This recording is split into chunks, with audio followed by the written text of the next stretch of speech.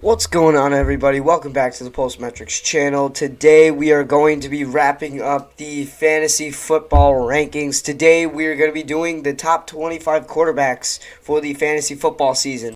And if you guys watched the NBA Finals last night, you probably know the Celtics beat the Mavericks. Now they're up 3-0, which probably means that the Celtics will be the NBA champions. Honestly, I still like the Mavs. I predicted them at the start of the playoffs. I don't know if you guys saw my video, but I predicted them to go all of the way. I mean, they went to the finals, so I got that right, but I don't know if they're going to win it.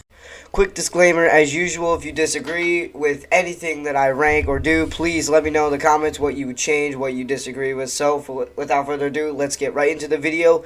Cue the intro.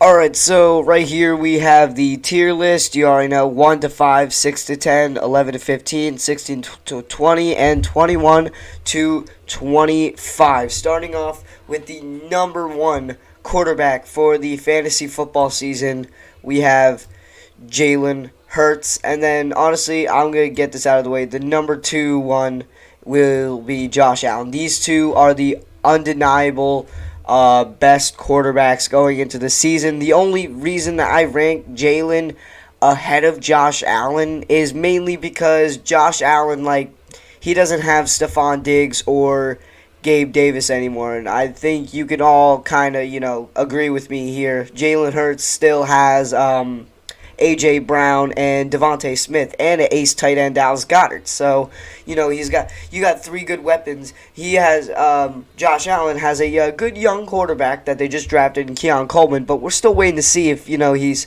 going to be good or not. So, overall, Jalen Hurts 1, Josh Allen 2. These two are still insane quarterbacks. I mean, I looked at fantasy, and they had these two switched, which I don't know why I don't agree with.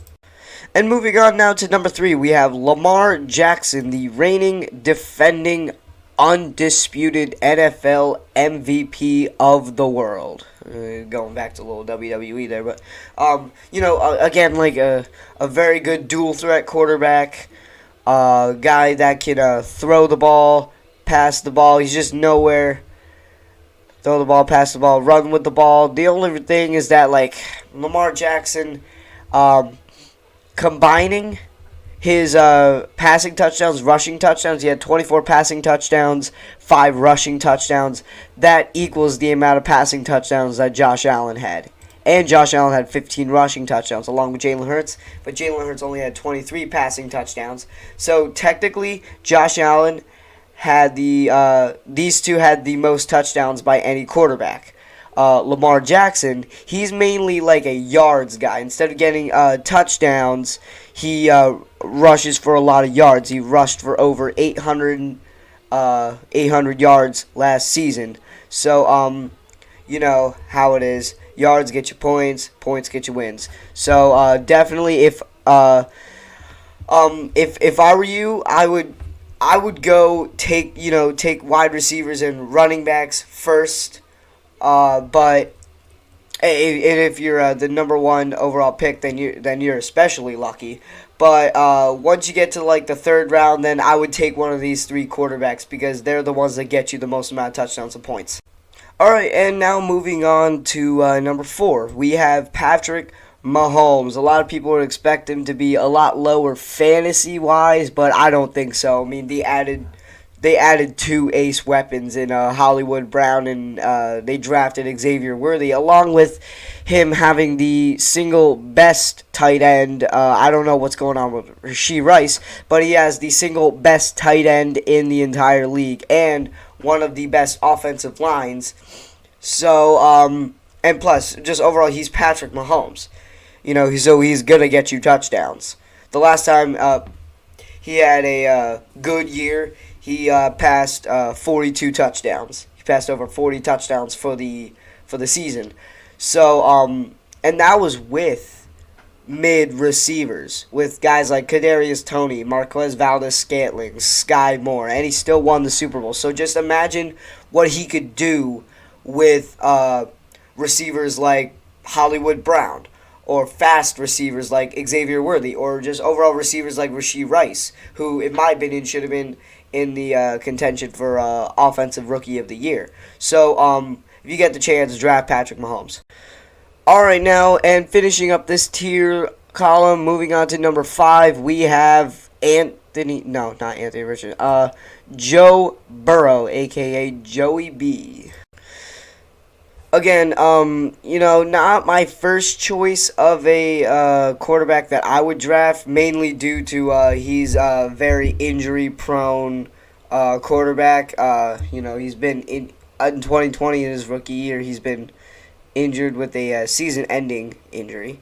And then now he also had a season-ending injury with his wrist, which basically cooked any playoff hopes that the Bengals might have had. But he's still Joe Burrow. He still has Jamar Chase and T. Higgins to throw to. And given that the fact that they have Zach Moss as their running back, I wouldn't imagine that they're going to run the ball a lot. I mean, you should. But with as bad of a running back as Zach Moss is, then I wouldn't imagine running the ball. Not to mention that they worked on their offensive line this offseason. Like, last time Joe Burrow had a healthy season, he's been getting sacked at least 40 times a season. So, if you add to the offensive line, it'll minimize the sacks. It'll give Joe Burrow more time to find a top 5 wide receiver in Jamar Chase. And now, moving on to number 6, I have C.J. Stroud. Listen, like, they have three ace wide receivers, like Stephon Diggs, Tank Dell, Nico Collins. Nico Collins last year having the best season of his entire career. Stephon Diggs is just Stephon Diggs, and Tank Dell, who has, like, by far the brightest future I've ever seen in a young receiver. And then you just have C.J. Stroud, who last year threw for 23 touchdowns, 5 picks, just over 4,000 yards. So, yeah, I mean, like, C.J. Stroud, when you have good receivers, like, I mean, you also have Joe Mixon, so I would imagine that they would run the ball, like, not pass, like, 200 times a game. But, just with 3 good wide receivers like that, and not to mention they have one of the best tackles in the entire league with Laramie Tunsil, so he's gonna get some protection. Last year he got sacked over 30 times, but I would imagine with him, if he stays healthy and the offensive line keeps him protected, then he's going to be able to find Stephon Diggs or Nico Collins or Tank Dell or maybe even Dalton Schultz and Joe Mixon for the catch. And now, moving on to number 7. Call me crazy, but I have Anthony Richardson. Honestly, I'm not really sure that most of you would disagree with this. I mean, he is a nice, young, dual-threat quarterback that can run and throw. He's got one of the best guards in the league in Quentin Nelson, so he's going to get the protection that he needs. Overall, they're just going to be like the Ravens. They're going to be a running team, a running quarterback and a good running back in Jonathan Taylor.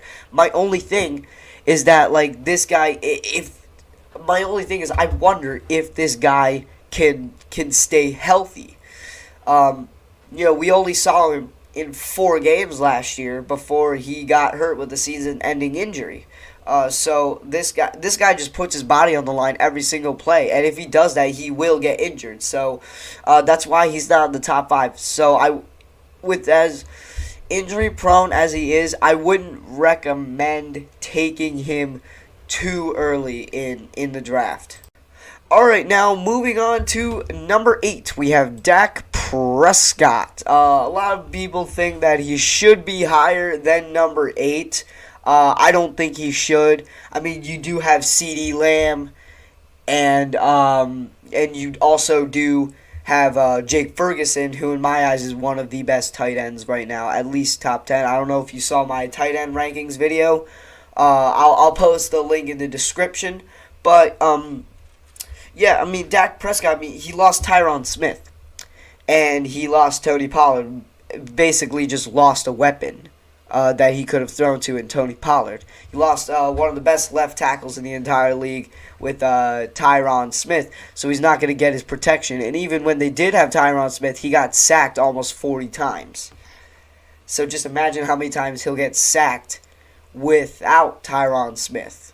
And you also have an aging Zach Martin in the offensive line, so he's not going to get the protection that he needs in order to throw to someone like Jake Ferguson, Brandon Cooks, CeeDee Lamb, like those good weapons.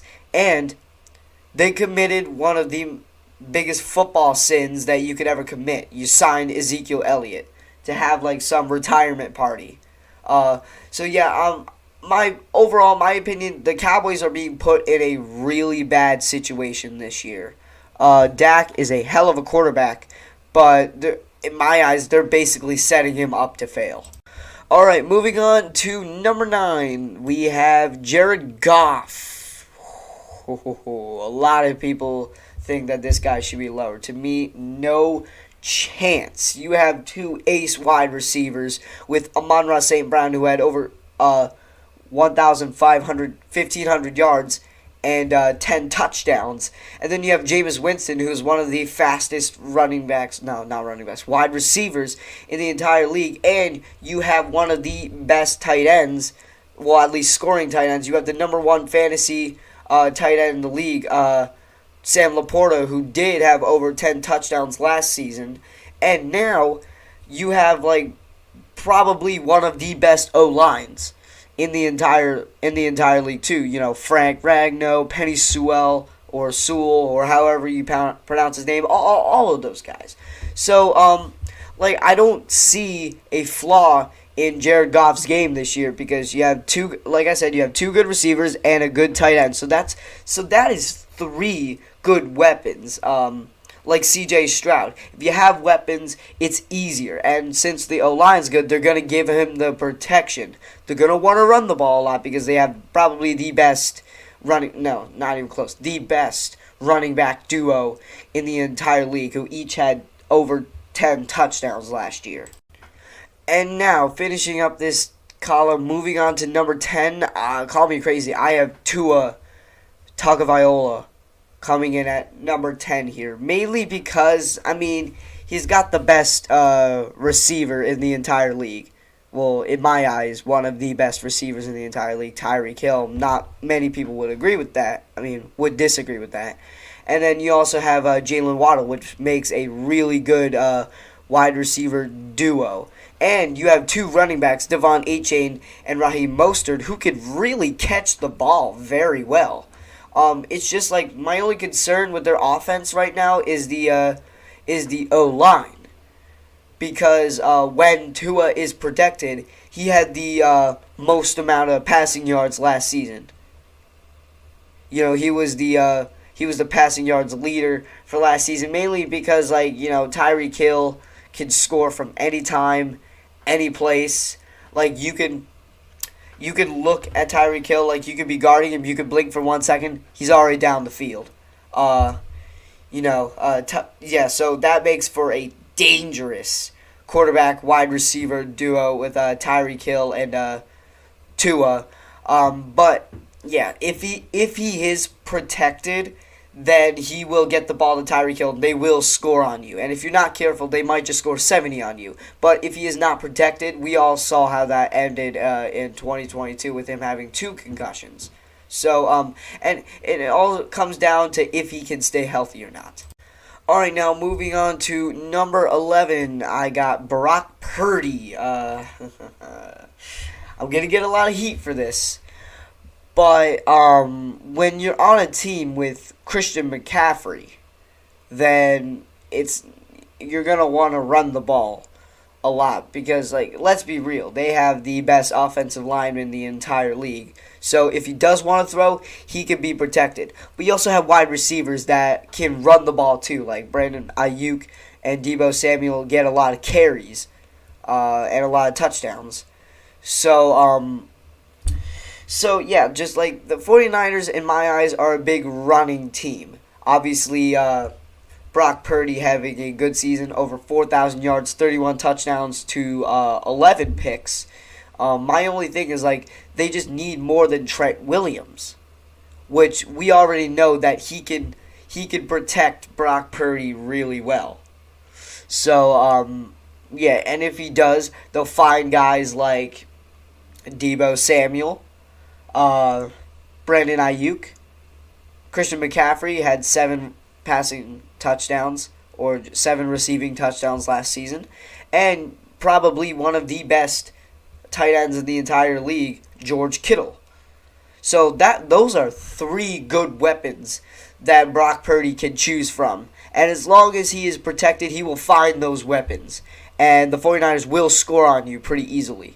And Brock Purdy will get you the fantasy points that you want. Alright, now moving on to number 12, I have Aaron Rodgers. Oh man. The Jets have had an aggressive offseason. You know, obviously, you got Aaron Rodgers a lot of protection to make sure what happened last year won't never happen again. You know, you signed Tyron Smith. You drafted Olamanu Fashanu, I think is how you pronounce his name. And you signed Mike Williams, which in my eyes is a really, really good receiver. Probably the most injury-prone player in the entire league. But those are 2 good receivers that you could throw to. And not to mention that Breece Hall can catch really well.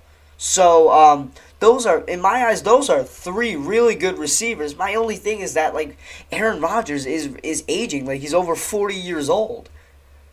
Like, yeah, so he's aging, and he's coming off of a torn Achilles.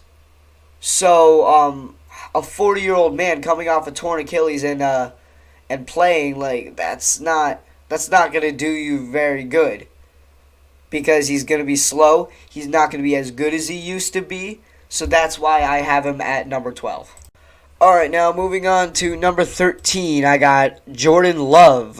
This guy took the league by storm last year. You know, he had the second most amount of passing touchdowns, only behind Dak Prescott, if you see right here. You got 3 good receivers. 3 very young receivers who are going to develop very fast. Obviously, you have Jaden Reed having 8 touchdowns. Romeo Doubs having 7 touchdowns. Christian Watson, again, very young receiver, not really as good as Jaden Reed or Romeo Doubs, but he's still gonna develop very fast. And you have honestly, my only concern is that will he be protected? His O-line is honestly, there are some questions around the O-line. And, however, Josh Jacobs, who they just added, can catch the ball. So, like, those are 4, in my opinion, those could be 4 very dangerous weapons that Jordan Love can be throwing to. So, if the O-line does protect him as well, then he'll have a successful season. Or the O-line could be very bad and he gets sacked 40 times this season, and we're not going to see, and we might not see the Jordan Love that we saw last year. Alright, moving on to number 14 now. Give me Caleb Williams. Oh, man. You got 5 people that he could potentially pass to. DeAndre Swift, Cole Kmet, DJ Moore, Rome Odunze, Keenan Allen. Like, that is an aggressive offseason for the Bears. So, if Caleb Williams does not pass for at least over 30 touchdowns this season, then I don't know what the Bears should do. But, again, getting it out of the way, right next to him is another rookie quarterback in Jaden Daniels. Let's see. Caleb Williams, touchdown interception ratio 30-5. 30 touchdowns, 5 picks. So, like, that is an aggressive season. And he rushed for over 300 yards and exactly 10 touchdowns. Meanwhile, Jayden Daniels, 40 touchdowns to only 4 picks, rushed for over 1,000 yards and 10 touchdowns, exactly. My only thing, the only reason I rank Caleb Williams ahead of Jayden Daniels is because, like, you know, Caleb Williams has better receivers than Jayden Daniels. Jayden Daniels only has Terry McLaurin to throw to, and I would say Austin Eckler. But, you know, you also, like, I don't know who else their receivers are, and you have an aging Zach Ertz. Meanwhile, Caleb Williams doesn't have one non-ace receiver on that team. So Caleb Williams is being set up to succeed. Alright, now moving on to number 16. Give me Justin Herbert. Ooh, no, not here. Right here. Sorry about that. What can I say? The guy lost all of his receivers. He lost Mike Williams. He lost Keenan Allen. He lost Gerald Everett. So, at least they did get some offensive line help. So, you know, they drafted Joe Alt. Corey Linsley's going to be healthy. But you also have, they drafted Ladd McConkey. So, I guess that's cool. But you also have, like, Quentin Stonehands Johnston and Josh Palmer, Will Dissly. Justin Herbert, he doesn't have anybody to throw to. So he's not going to be as productive fantasy-wise as he was last year, you know? So, no disrespect to Justin Herbert, but this is just where he is for now until he gets a decent receiver. Alright, now moving on to number 17. Give me J.J. McCarthy. What can I say? The guy has the best receiver in the entire league to throw to. Not to mention a rookie last year who had 10 receiving touchdowns. Because here's the thing. Justin Jefferson, in only 10 games, put up 1,000 yards. That is insane. But if you saw my receivers, like, he's not going to be as productive because he has a rookie quarterback. You know, J.J. McCarthy, he's good, but he's not going to be as productive as guys like Caleb Williams or Jayden Daniels, who in my eyes are a lot better than J.J. McCarthy. So, J.J. McCarthy is being set up to succeed, but not nearly as much as Caleb Williams or Jayden Daniels. He's got three receivers. You know, he's got T.J. Hockenson, Jordan Addison, Justin Jefferson, as I mentioned. But, you know, his offensive line is not going to be as productive. And plus, you also have Aaron Jones, so they're going to want to run the ball with him. Alright, now moving on to number 18. Give me Matthew Stafford. A lot of people think he should be higher because, you know, he's got two, in my eyes, top 10 wide receivers in the entire league, Cooper Kupp and Puka Nacua. But here's the thing. Matthew Stafford's almost 40. You know, so he's aging a lot. They did get some offensive line help. But, you know, with Kyren Williams, they're gonna try and run the ball a lot with him because he's a good running back. And good running backs get carries. You know how it is. But, you know, just Matthew Stafford, with him aging, he's not going to be as good, as productive. You know, last season, he dropped off a little bit. Throwing a couple too many picks than he usually does. But, you know, I don't see him by any means being outside of the top 20 based on, as I mentioned, has two ace receivers with Puka Nacua and Cooper Kupp. Alright, now moving on to number 19. Give me Baker Mayfield. Putting him, you know, same reason that I did Matthew Stafford. The only problem is, the only difference is Baker Mayfield, actually the Rams, have a way better O-line than the Buccaneers. and the Buccaneers have not as good of a running back as no way Rachaad White is as good as Kyren Williams. So, they're going to want to throw the ball to Kyren Williams a little bit more than Baker Mayfield's going to want to throw the ball to Rachaad White. But, Mike Evans and Chris Godwin are probably one of the best wide receiver duos. Same with Cooper Kupp and Puka Nacua.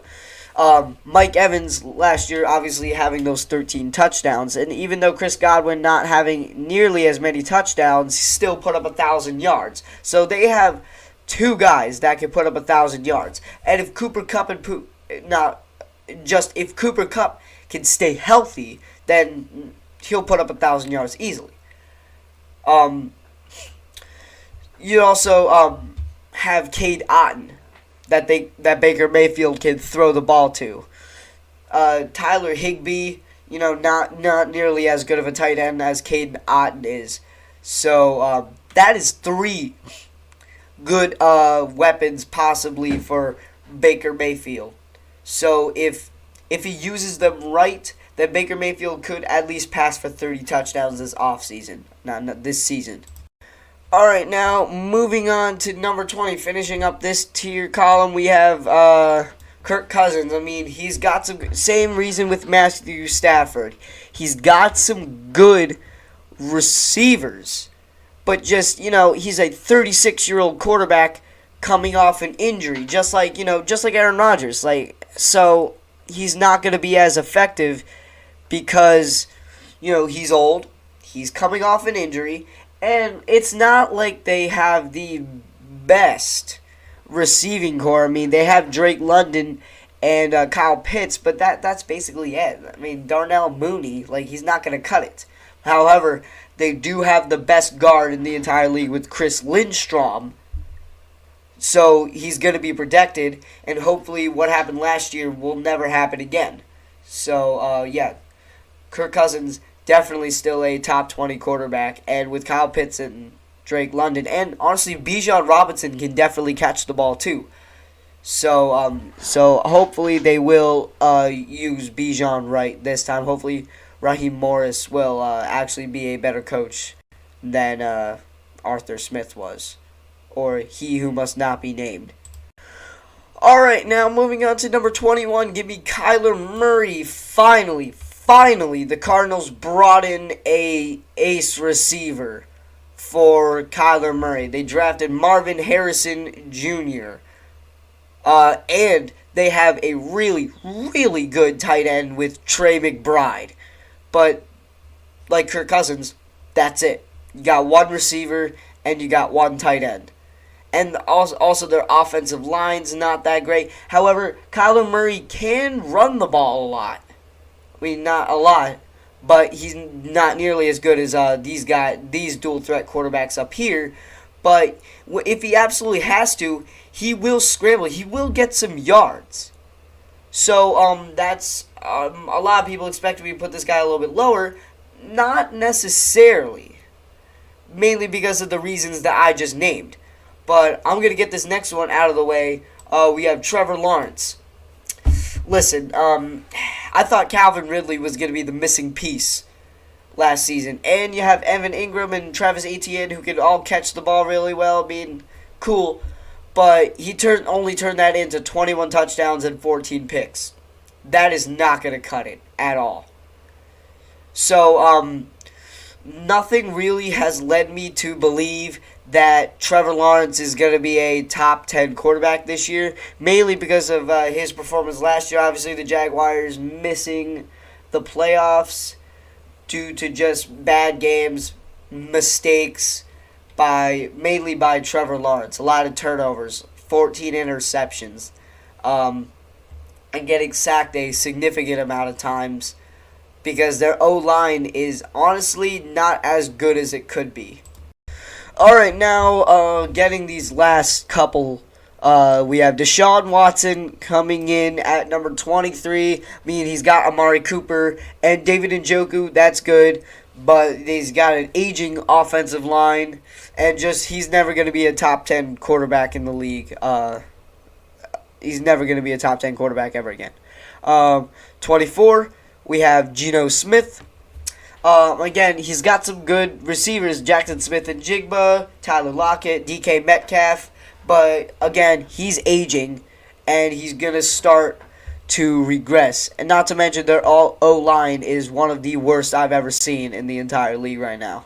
And then moving on to number 25, we just have, like, Daniel Jones. I mean, he's got a receiver. He's got Malik Neighbors. Okay, cool. But, you know, his most productive season, he only threw for 15 touchdowns. And his O-line is really not good.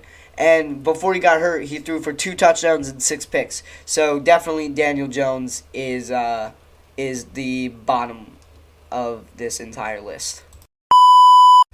Alright, folks, there you have it. There is my top 25 fantasy quarterbacks going into the next fantasy season. I really hope you enjoyed this video, and if you did, please make sure to leave a like on this video and subscribe. I've been a little low on subscribers lately, so if you could just make sure to hit that subscribe button and hit the like, that would really be nice. Every step helps me out a lot. I'm trying to get monetized very, very, very soon. So without further ado, I'll see you all guys the next time I upload. Peace.